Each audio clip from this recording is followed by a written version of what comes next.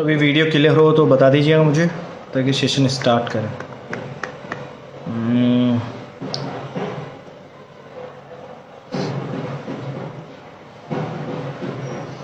पवन कब से हाय, मुझे बता दें वीडियो क्लियर है क्या, मुझे बस इतना बता दें आप। वीडियो क्लियर आ रहा है? स्टार्ट करूं?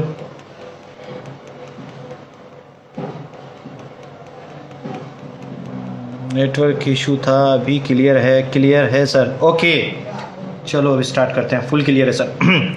तो मैंने बताया था वीडियो के स्टार्टिंग में, क्योंकि ये वीडियो बाद में शेयर भी करूँगा तो जो नए लोग होंगे पता नहीं उसको देख पाए नहीं। करना क्या है इस सर्कल के थ्रू मैं समझाऊंगा। बहुत सी चीज़ें हैं, हाई टोन है, सेंटर लाइट है, हाईलाइट है, क्रॉस शेडो है, रिफ्लेक्टेड लाइट है, कास्ट शेडो है, ये बहुत सी चीज़ें हैं। इन चीज़ों में उलझ जाते हैं, ठीक है। बीच में पॉज हो रहा है, अभी भी ब्लर है, कुछ बोल रहे हैं क्लियर है, कुछ बोल रहे हैं ब्लर है। परफेक्ट है सर, चलो करते हैं स्टार्ट, है ना। तो आप लोगों को करना क्या है, अभी भी नहीं यार, ऐसे तो मज़ा ही नहीं आएगा सर। थोड़ा ब्लर है, क्लियर है, कोई बोलता है क्लियर है, कोई बोल रहा है ब्लर है। कोई ना, आप लोग समझ लो थ्योरी को, ठीक है। मैं इसका सेशन फिर बाद में दोबारा ले लूँगा, कोई इशू नहीं है। कुछ नहीं करना है, हाईलाइट को फोकस रखना है। देखो ये हाईलाइट, पहले तो किसी भी ऑब्जेक्ट में फेस में हाईलाइट देखनी है, उसके बाद उसमें 4 शेड्स, लाइट, उससे थोड़ा डार्क, फिर उससे थोड़ा डार्क और उससे थोड़ा डार्क, ये 4 शेड्स अप्लाई करना है, ठीक है। बस यही शेडिंग है और कुछ भी नहीं है। शेडिंग के पार्ट्स ये हैं, शेडिंग के तरीके अलग अलग हो सकते हैं, जैसे कि hatching, cross hatching, tonal, stippling, scumble और स्मजिंग, ये तरीके हैं। बट टोन किस तरीके से देखने हैं, कहाँ कहाँ देने हैं, वो कुछ ये होंगे। टोन करने के तरीके अलग हैं, बट टोन कैसे अप्लाई करने हैं वो ये हैं। अब कैसे होगा, सीधा सा समझो। हाईलाइट, किसी भी चीज में एक वाइट पॉइंट आता है, नहीं आता? किसी भी ऑब्जेक्ट में आता है, ठीक है। तो बस उस वाइट पॉइंट को छोड़ दिया हमने, ये वाइट पॉइंट है, मैंने छोड़ दिया। मैं यहाँ पे खिड़की बना के बता रहा हूँ, अदरवाइज वो ऐसे नहीं छूटेगा, ठीक है। छोड़ दिया मैंने। उसके बाद जो लाइट शेड है, बिल्कुल लाइट शेड्स, वो हमने कर दिया, ये कर दिया।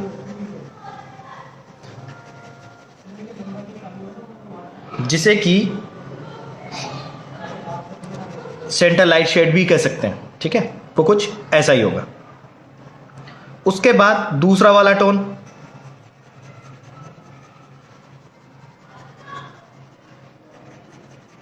क्यों? क्योंकि लाइटिंग इधर से आ रही है, मान के चलिए प्रकाश इधर से आ रहा है, ठीक है, लाइटिंग इधर से आ रही है, तो ये वाली यहाँ हाईलाइट रहेगी और ये कुछ एरिया लाइट रहेगा, इधर का एरिया डार्क रहेगा।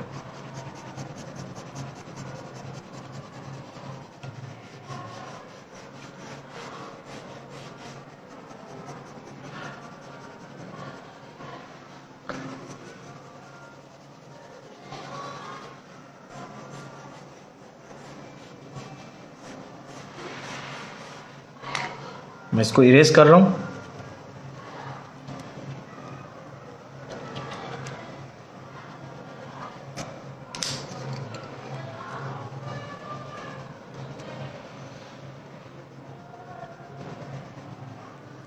कुछ नहीं करना, हाईलाइट के बाद में ये 4 शेड्स अप्लाई कर देने हैं। और इसके बाद इस मेन पॉइंट को, इसको बहुत समझना जरूरी है, रिफ्लेक्टेड लाइट, इसको समझना बहुत जरूरी है। अब क्या होंगे, आप लोग क्या करोगे कि ये जो लाइटिंग है, ये लाइटिंग जब इस पे गिरती है तो इस ऑब्जेक्ट पे थोड़ी गिर रही है, इस ऑब्जेक्ट पे गिरी तो यहां उसने हाईलाइट क्रिएट कर दिया, ठीक है। उसने यहां एक पॉइंट बना दिया बिल्कुल वाइट, ठीक है। और यहां पे वो लाइट फैल गई, क्योंकि यहां पॉइंट गिरा कर वो यहां पे फैल गई, तो जहां पॉइंट गिराया बिल्कुल वहां तो वाइट स्पॉट आ जाएगा और उसके आसपास के एरिया में थोड़ा सा लाइट शेड रहेगा। बट ये रिफ्लेक्शन लाइट कहीं ना कहीं यहां भी तो गिरेगी जहां ऑब्जेक्ट रखा हुआ है,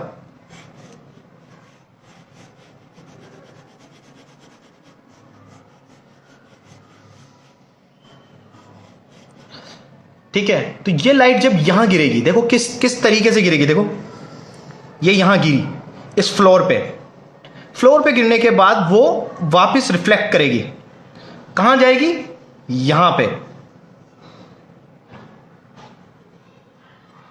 ध्यान से समझना इस पॉइंट को, किसी भी फेस को 3D और उसको अच्छे से उसके हर एक शोर मतलब जो शेड्स हैं उसको समझने के लिए ये थ्योरी बहुत ज़रूरी है।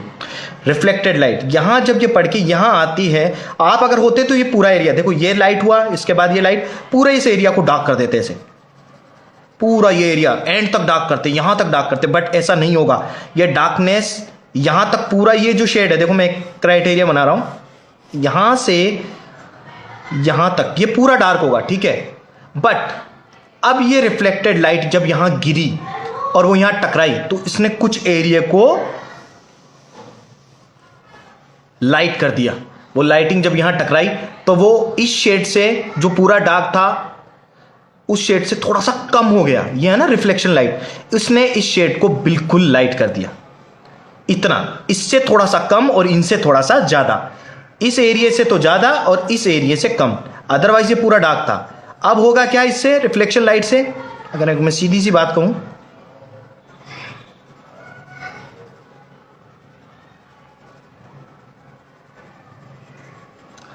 कुछ इतना डार्क ये भी होता, बट रिफ्लेक्शन लाइट जब यहां टकराई तो उसने क्या क्रिएट किया, इस चीज को लाइट कर दिया।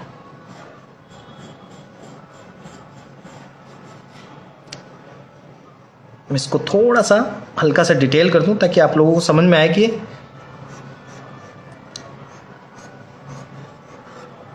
आजा संभाल लो थोड़ा, कल वाईफाई का अरेंज कर लेंगे।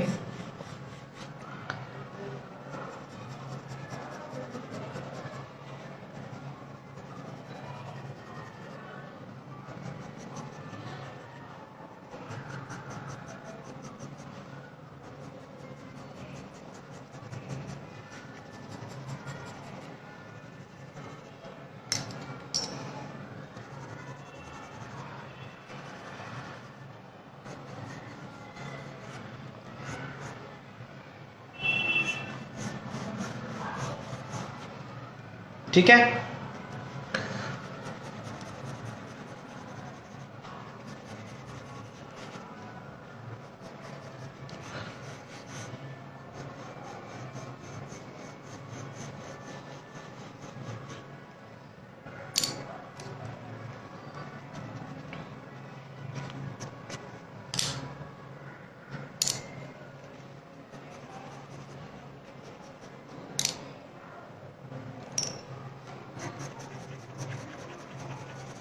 अब इसी चीज को अगर मैं फेस के अंदर अप्लाई करूं तो कैसे करूंगा ये दिखाता हूं आपको।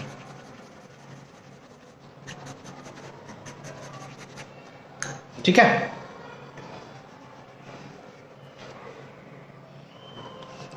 मान के चलिए कि हमारे पास ये फेस है, हम बनाते हैं, रुको पहले तो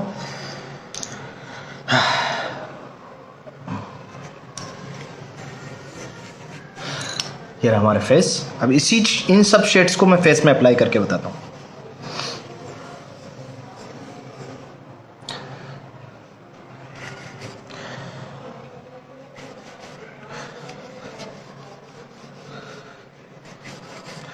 मैं ड्राइंग कर लूं,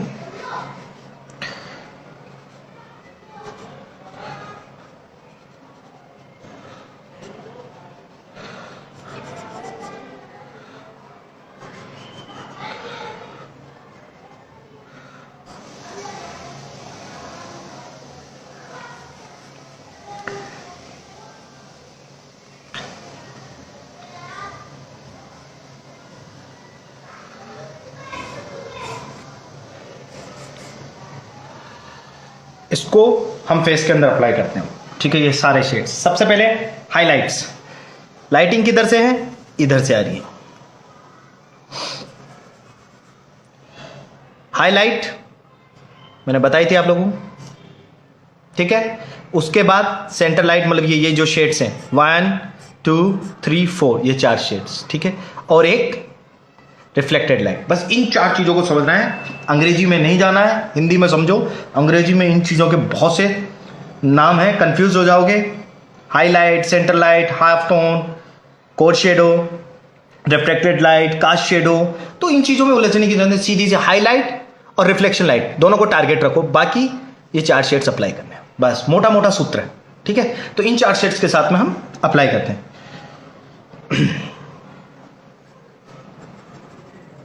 पहले मैं हल्की सी ड्राइंग कर लूं, फिर आपको दिखाता हूं कि किस तरीके से हम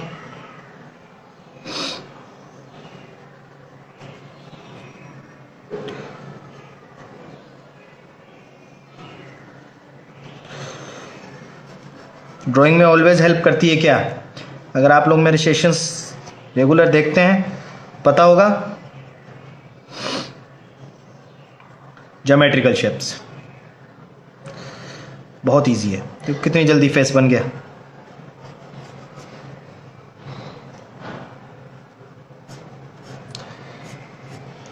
अब कुछ नहीं करना, वही है हाईलाइट। सबसे पहले हाईलाइट्स कहाँ कहाँ आएंगी, तो मुझे जहाँ तक लगता है, देखो मैं अभी पॉइंट आउट कर रहा हूँ नोज पे, ठीक है।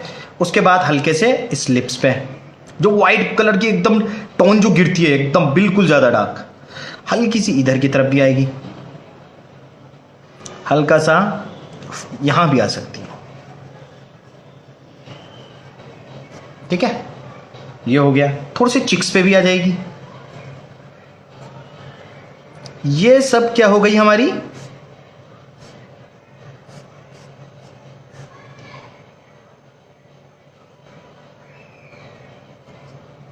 हाईलाइट, ठीक है। इसके बाद दूसरी चीज आती है हमारे ये 4 शेड्स, जिसमें जो पहला शेड है जिसे कहा गया है कि सेंटर शेडो या सेंटर लाइट या कुछ भी नाम, तो देखो 70 है, ठीक है। अब ये वाला हम दे देंगे, ये बिल्कुल लाइट देना है आपको,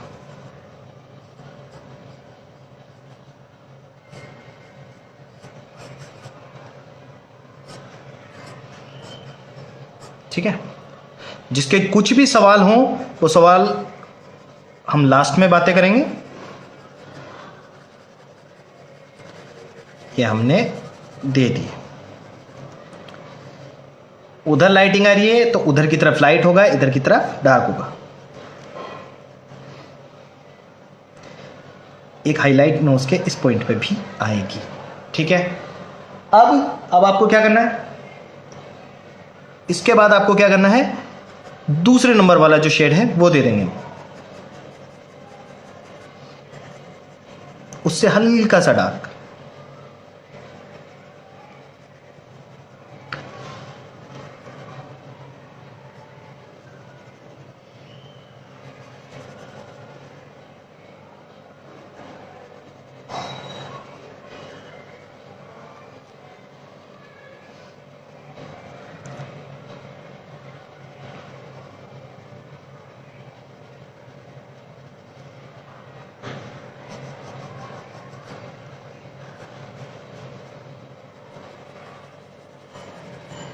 ये दूसरे वाला शेडो भी हमने दे दिया।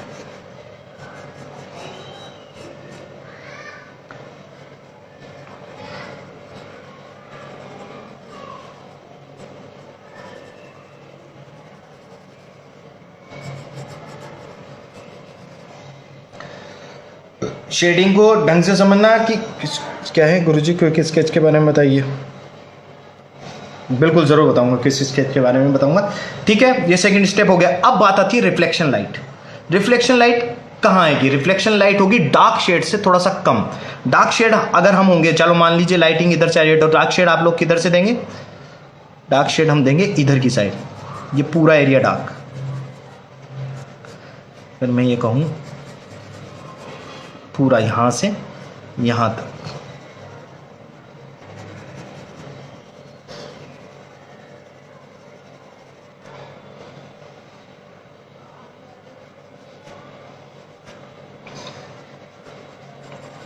अब जो रिफ्लेक्शन लाइट आएगी, ये लाइट यहाँ जाके टकराएगी। यहाँ पे मान के चलिए दीवार है, तो दीवार पे जब वो लाइट टकरा के आएगी तो वो किधर आएगी? रिफ्लेक्शन लाइट यहाँ आएगी।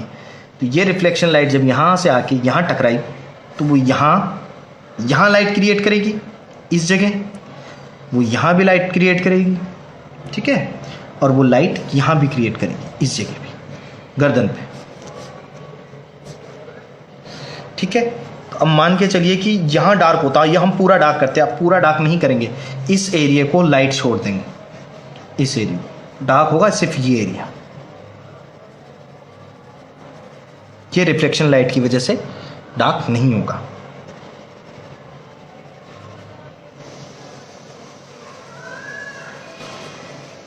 ये सेशन एक बार दोबारा कर लेंगे क्योंकि नेटवर्क का इशू है थोड़ा सा। सर गुरुजी पूरा क्विक स्केच स्टेप पर आपने बहुत थोड़ा सा बताया था, थोड़ा और डीप बताना। ठीक है,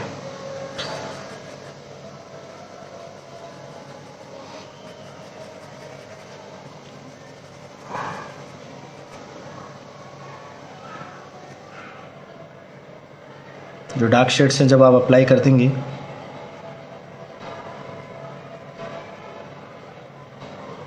बाकी शेड्स आप जो के त्यों रखें। ठीक है, काम कहाँ खराब होता है जब आप ये रिफ्लेक्शन लाइट को मिस कर देते हैं और हाईलाइट की इंपॉर्टेंस को ख़त्म कर देते हैं। हाईलाइट की इंपॉर्टेंस बहुत ज़्यादा है, जैसे जो मैंने ब्लॉक बताया ये वाला हुआ, ये अभी ब्लॉक की वजह से ये ऐसा दिख रहा है। ठीक है, अगर मैं डायरेक्ट अप्लाई करता, डायरेक्ट छोड़ता तो ये ऐसा नहीं दिखता।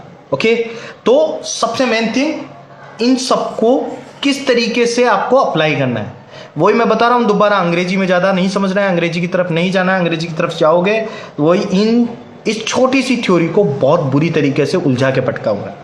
ठीक है, half tone, highlight, centre light, core shadow, reflected light, cast shadow और न जाने क्या क्या ना। सीधा सा है, दो चीज़ पे फोकस करना है, हाईलाइट पे और रिफ्लेक्टेड लाइट पे। बाकी 4 शेड्स हैं हमारे पास, देसी सीधा 4 शेड्स हैं। 4 शेड्स कहीं ना कहीं तो अप्लाई करने हैं, बट हाईलाइट छोड़ के और रिफ्लेक्टेड लाइट को छोड़ के।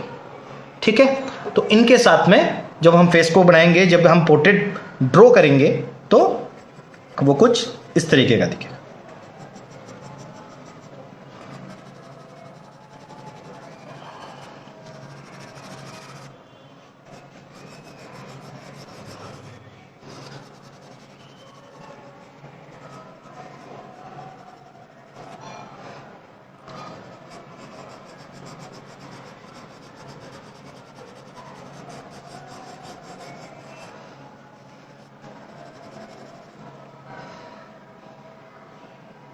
वीडियो खत्म होने के बाद एफबी पे रहेगा, बिल्कुल रहेगा।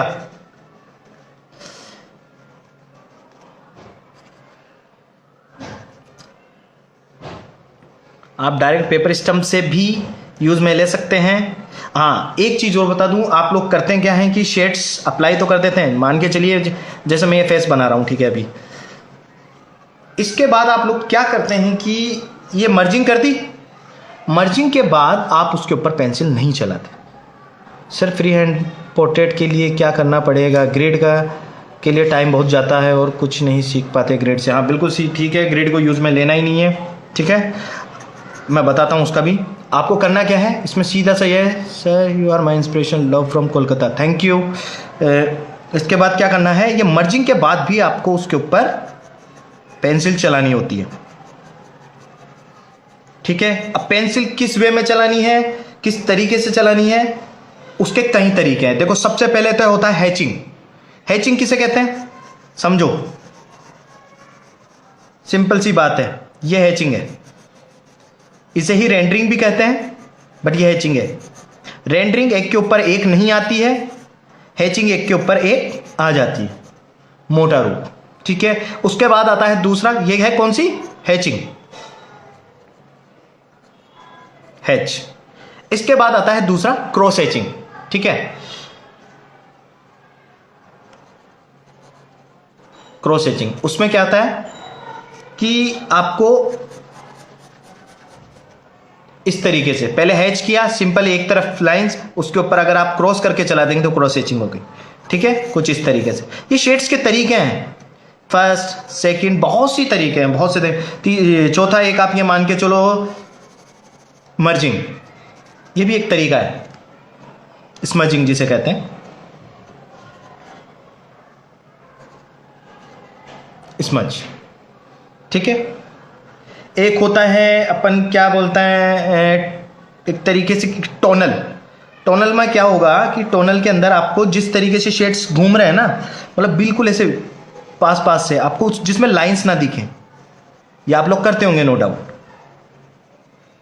लाइंस ना दिखें आपस में, बिल्कुल पास पास पास पास, ऐसे धीरे धीरे धीरे धीरे धीरे ऐसा लगता है कि स्मजिंग के ही आसपास का है, बट थोड़ा सा रफ है।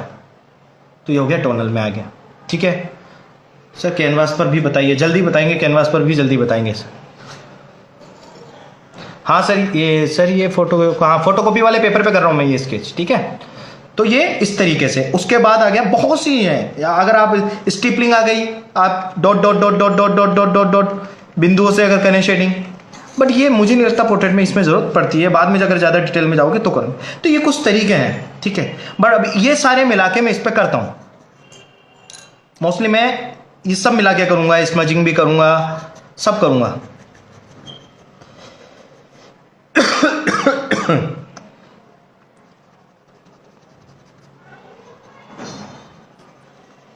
बट फोकस किस चीज पे रखना है आपको?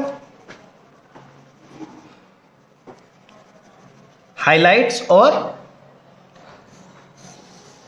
रिफ्लेक्टेड लाइट, इन दोनों का ध्यान रखना है बहुत ज्यादा। ये स्किप नहीं होनी चाहिए। किसी भी चीज को 3D दिखाने के लिए ये बहुत जरूरी है, दोनों चीजें बहुत जरूरी है, चाहे ऑब्जेक्ट हो या पोर्ट्रेट हो, कुछ भी। पहले सिंपल हैच करता हूं, देखो एक तरीके से रेंडरिंग के आसपास, फिर उसके बाद क्रॉस।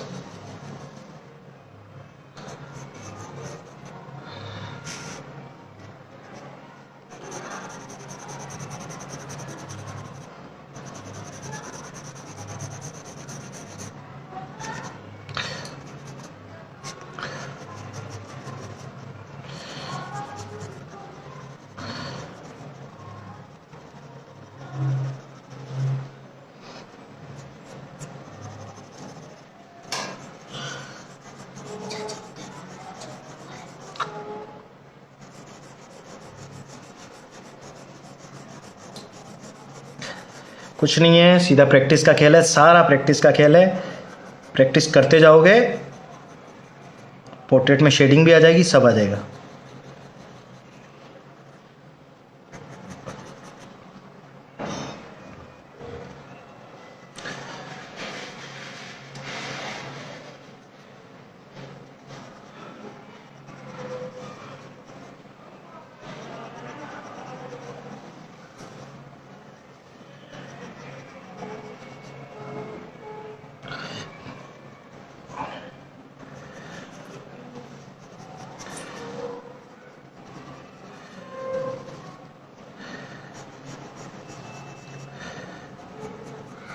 सिंपल कुछ इस तरीके से, बस शेड्स अप्लाई करते जा रहा हूं मैं, कुछ भी नहीं करा। शेड्स अप्लाई किए, उसके ऊपर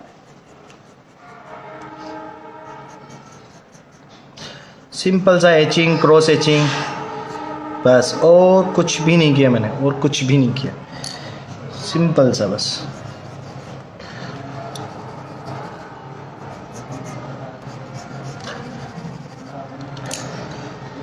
ये पेपर स्टम्प होता है मर्जिंग के लिए, आप इस तरीके से मर्ज कर सकते हैं।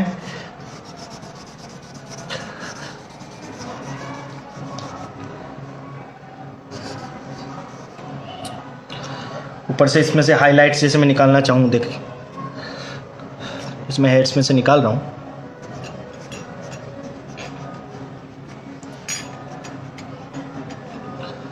इरेजर से भी निकाल सकते हैं, बाकी छोड़ के चलें तो ज़्यादा बेहतर है।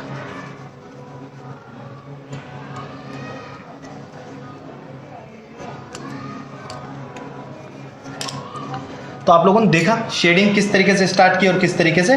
YouTube पर किस नाम से है आपका वीडियो? मेरे YouTube पे वीडियो अगर आपको देखने हैं पेंसिल वाला, विदाउट स्पेस, पेंसिल वाला आप YouTube पे देखें, आपको सारे वीडियोस अवेलेबल होंगे।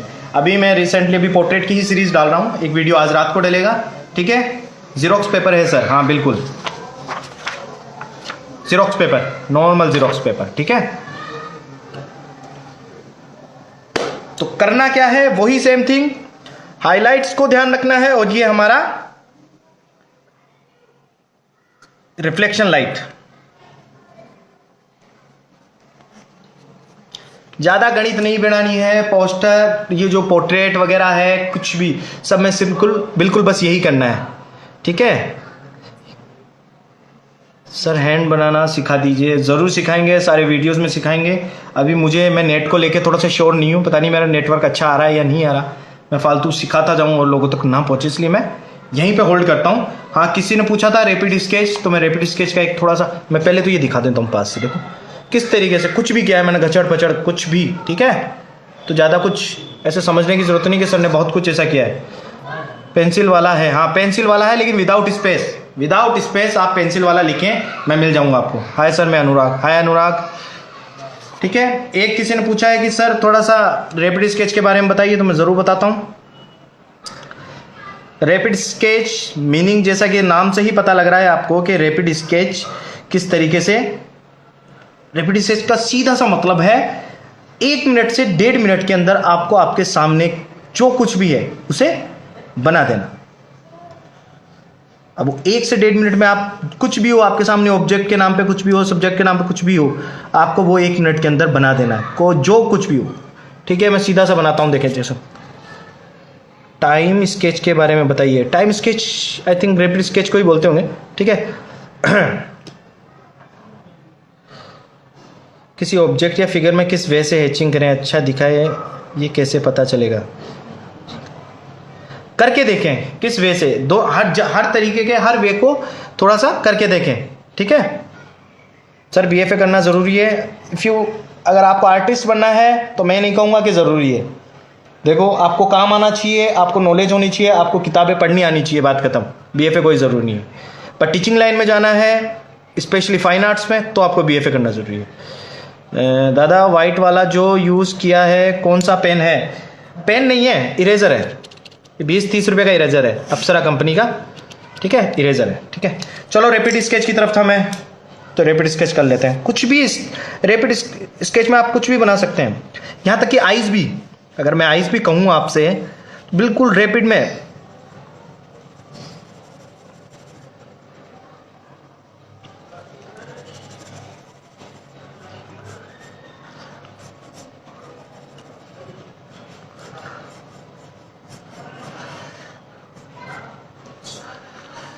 ऐसा नहीं भाई कुछ और ही बनाए ना, प्रैक्टिस किसी भी तरीके से कर सकते हैं आप।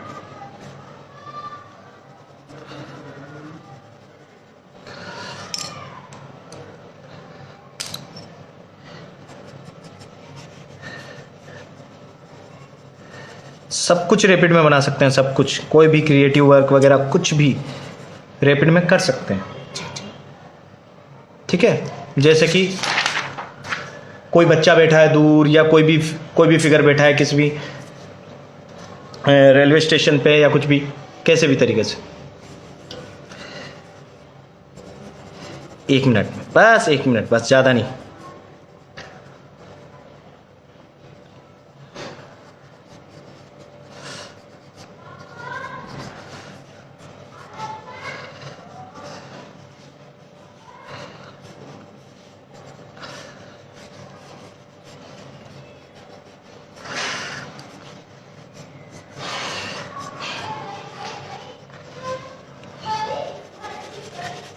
बस कुछ इस तरीके से लाइन ड्राइंग, ठीक है, इससे ज़्यादा कुछ नहीं।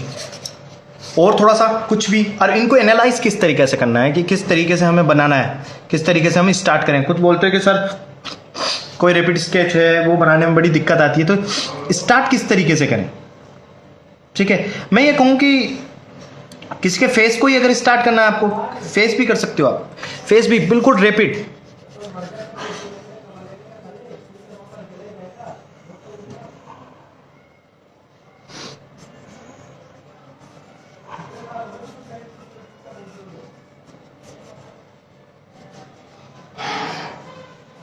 ये देखो फेस भी बिल्कुल रैपिड, आराम से बना सकते हो। हल्का सा अगर थोड़ा सा डिटेल में जाओ तो इसमें डिटेल भी ऐड कर सकते हो।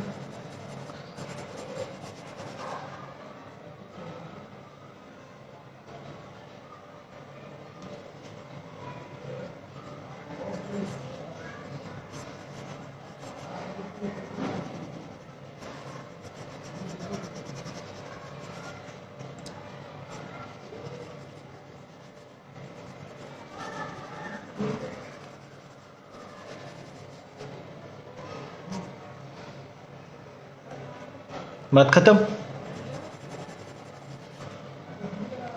किस तरीके से स्टार्ट किया कर? सर मैं 10 classes there and need to join art institute. Just I learn from internet. Okay, चलो बस वेरी गुड।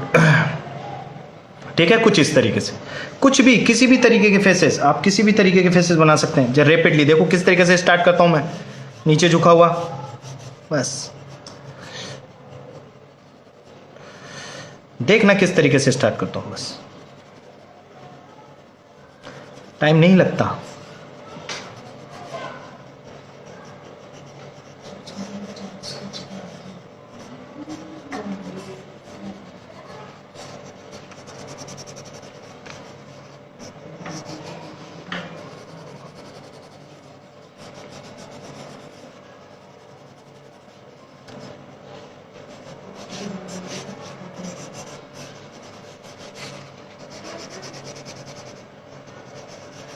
समझ रहे हो?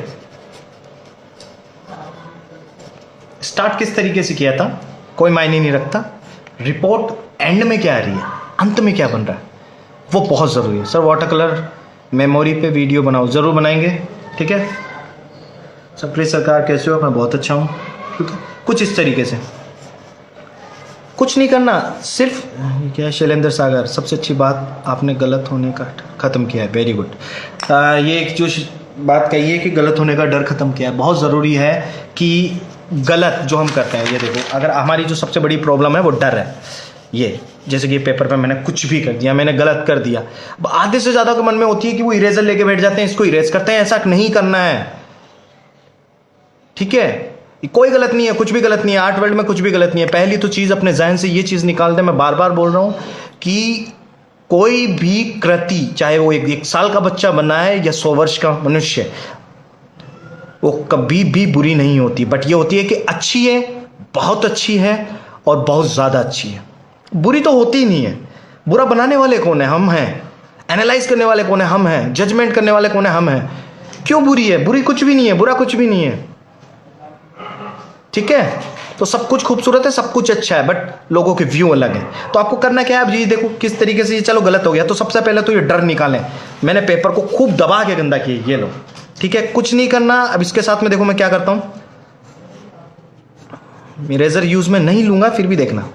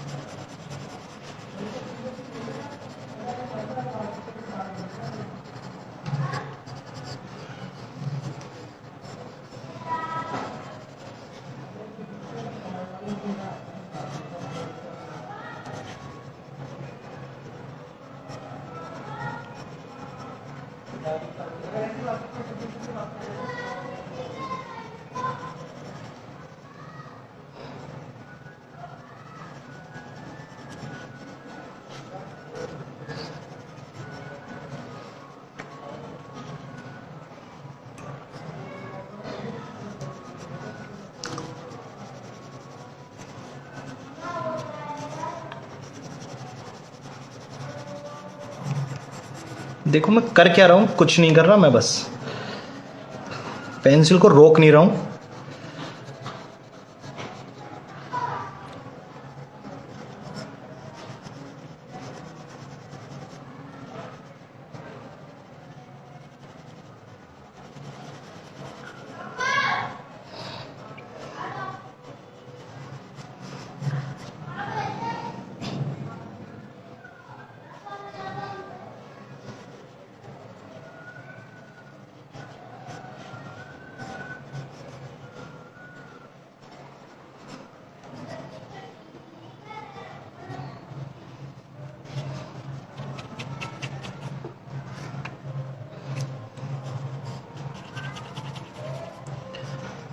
समझ रहे हो किस तरीके से स्टार्ट किया था?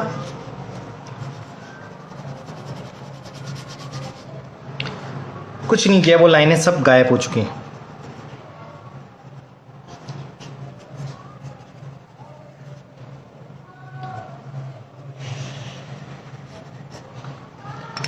तो सारा खेल सिर्फ डर का है, ठीक है, और कुछ भी नहीं है।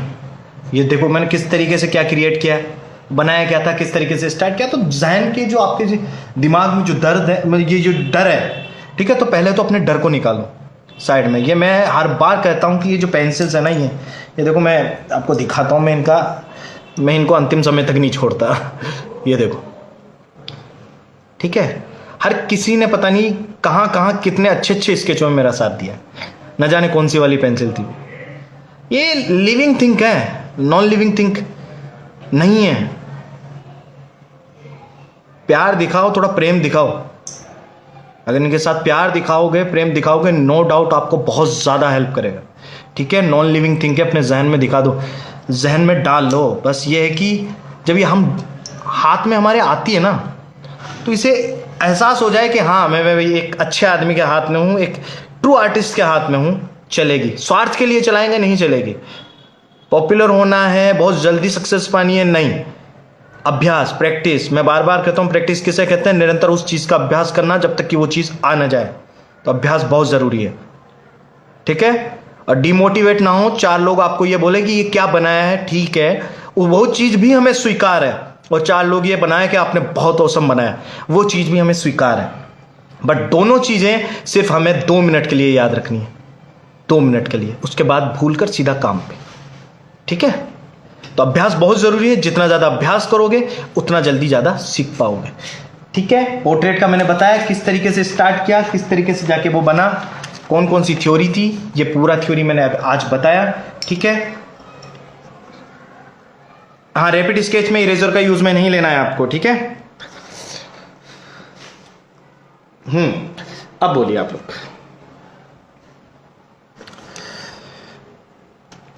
Amrita Datta, wonderful sir ji, thank you.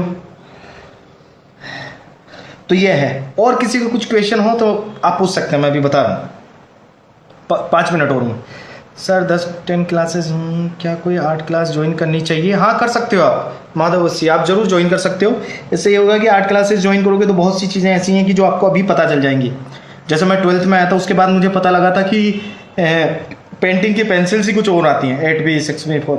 उससे पहले तो नटराज से ही बना रहा था। सर आप कौन सी पेंसिल यूज़ में करते हो? मैं पेंसिल यूज़ में लेता हूँ 6B Staedtler, 6B, 8B, 10B, 4B। For rapid sketching 8 line pencil use में लेता हूँ मैं। 8 लाइन की जो ये पेंसिल है 10B, 8 लाइन की ये 10B पेंसिल, ठीक है, ये बेस्ट है।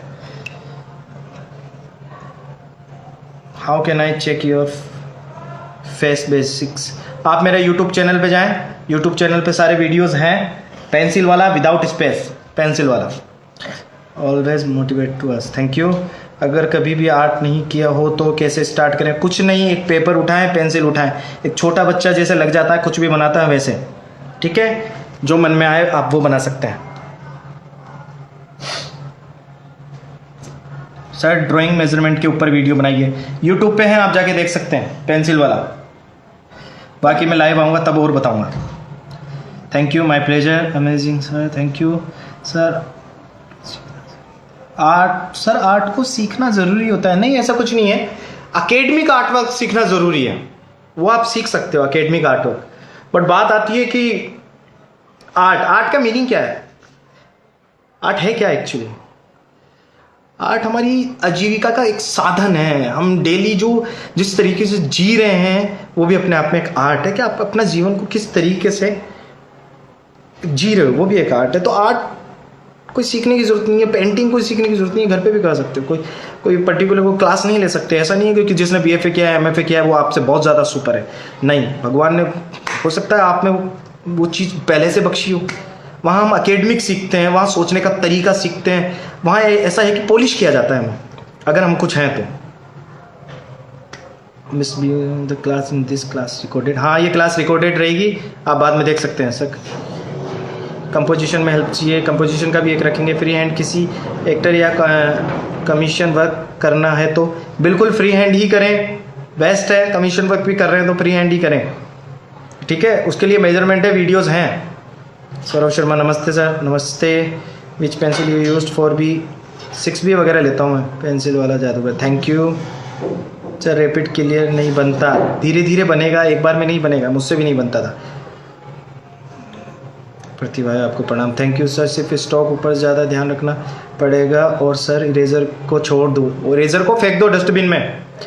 चारकोल का कलर का कॉम्बिनेशन दिखाओगे क्या प्लीज़? नेक्स्ट वीडियो में बताऊंगा सर। ब्लेंडिंग के लिए किसको यूज़ करें? ब्लेंडिंग के लिए पेपर स्टम्प आता है, एक तो पेपर स्टम्प भी यूज़ में ले सकते हैं आप। ये पेपर स्टम्प है, पेपर स्टम्प भी यूज़ में ले सकते हैं। इसके अलावा टिश्यू पेपर यूज़ में ले सकते हैं, और ईयर बीड भी यूज़ में ले सकते हैं। बहुत सी चीज़ें, ब्रशेस से भी करते हैं कुछ लोग, तो वो चारकोल में ज़्यादा है वो है। बाकी पेपर स्टम्प और ईयर बीड पेंसिल में ज़्यादा बेटर। भाई जी आपको थैंक यू। सेव रहेगा, वीडियो सेव रहेगा sir. Rapid sketch reference image को देखिए, डिटेल में चले जाते हैं। हाँ वेरी गुड, अच्छा क्वेश्चन है। डिटेल में नहीं जाना है, सिर्फ लाइंस पे फोकस करना है। एक बार उस स्केच को देखो, एनालाइज करके ध्यान धूंध है, डिटेल में मत जाओ। उसको अच्छे करने की तरफ जाओगे बिगड़ेगा। Each subject then new commerce benefit for all. Okay thank you, मैं करूँगा, ज़रूर कोशिश करूँगा, और भी विश्वास आपकी बात पे भी। सर वाटर कलर की बेस्ट बुक कौन सी है? वाटर कलर की बेस्ट बुक देखो, मैंने भी इतनी देखी नहीं, तो मैं गलत बताऊंगा नहीं। पहले मैं एक बार देखूँ अच्छी बुक्स कौन सी, फिर मैं आपको बताता हूँ। लिप्स एंड नोज में दिक्कत आती है, बेसिक है, इसके वीडियो यूट्यूब पे देख लो, पेंसिल वाला पे। सर ये वीडियो यूट्यूब चैनल पे डाल देना। नहीं, यहाँ पे रहेगा, फेसबुक पे। यूट्यूब पे अलग वीडियो है सर। कैनवास में ऑयल पेंटिंग करने जाता हूँ तो स्केचिंग के टाइम डर जाता हूँ, तो उसके लिए आप ना पता है क्या करो, पेंसिल से ड्रॉ मत करा करो। पहली चीज़ तो विलो चारकोल करके आता है, विलो चारकोल आई थिंक रखा हुआ है यहाँ, बड़ा मेरे बैग में होगा, है ना। तो विलो चारकोल से करें आप, विलो चारकोल यूज़ में नहीं। सर लाइव आते रहिए, आजकल कोरोना की त्राही मचा रखी है, आप आते हो तो थोड़ा खुशनुमा हो जाता है। आप पेंसिल वाला डॉक्टर, ठीक है, thank you Shailendra Sagar. Sir कुछ सौरभ शर्मा सर कुछ पढ़ने के लिए पीडीएफ बता दो। पीडीएफ हैं रखे हैं, मैं भूल जाता हूँ बार बार सेंड करना। मैं सर लिटिल कैसे हो? किशन लोधा कैसे हो? गुरुदेव अच्छा हूँ, बहुत खूब, गजब। सर आते रहिए, कहीं कोरोना देते हैं, थैंक यू। कुणाल ने बता दिया होगा, कुणाल रॉय ने, पेंसिल वाला नेम, हाँ बिल्कुल। जिसको जो भी दिखाना है वो टेक्स्ट कर सकता है मुझे अपने इनबॉक्स में, मैं देखूंगा ज़रूर। हो सकता है मैं थोड़ा लेट देखूं, लेकिन देखूंगा ज़रूर।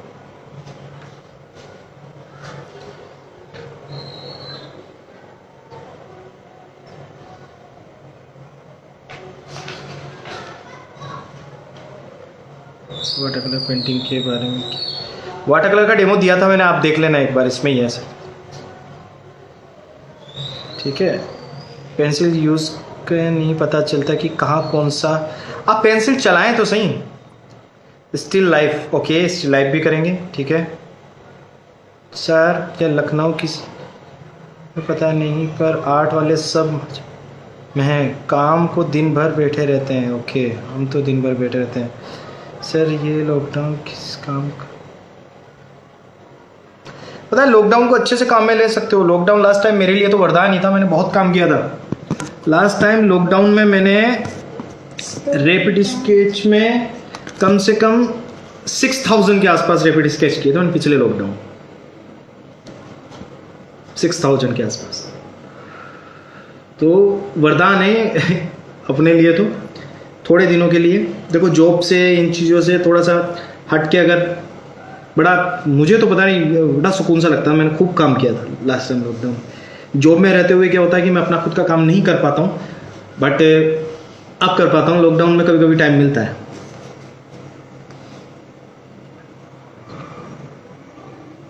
सर रोहित सरदना वाले स्केच में आपको क्या मिस्टेक लगी? कोई मिस्टेक नहीं थी, अच्छा था, थोड़ी सॉफ्टनेस मिस थी। सौरभ शर्मा थोड़ी सॉफ्टनेस मिस थी बस, और कुछ नहीं। ज़्यादा थोड़ा डार्क हो गया था उसमें। शेड्स को जो एनालाइज करना, हमारे पोर्ट्रेट में दिक्कत क्या आती है मोस्टली, ये आती है कि जो 4 शेड्स हैं, मैंने बताए थे इसमें 4 शेड्स दिखाए मैंने, ये 4 शेड्स, तो उनमें से 2 ही शेड हम किसी भी पोर्ट्रेट के अंदर दे पाते हैं, ठीक है।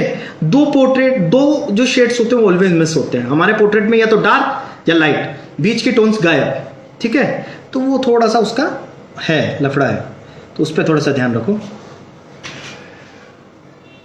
इंस्टाग्राम पे भी फॉलो कर सकते हैं, इंस्टाग्राम पे भी मेरे सारे वीडियोस हैं। इंस्टाग्राम पे वही पेंसिल वाला के नाम, इंस्टाग्राम पे तो के कृष्ण कुंडारा के नाम से है, के कृष्ण कुंडारा, सेम जो फेसबुक आईडी है, वहाँ भी जाकर आप देख सकते हो। जेस्चर ड्राइंग का भी सेशन रखिए सर, ज़रूर रखेंगे।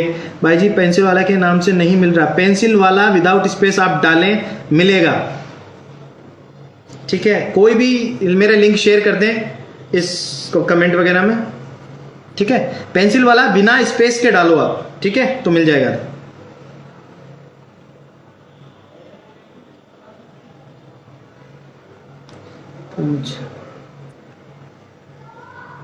चलो ठीक है, बाय बाय। इस सेशन को यहीं एंड करते हैं। Keep calm and love are, ठीक है, बाय बाय।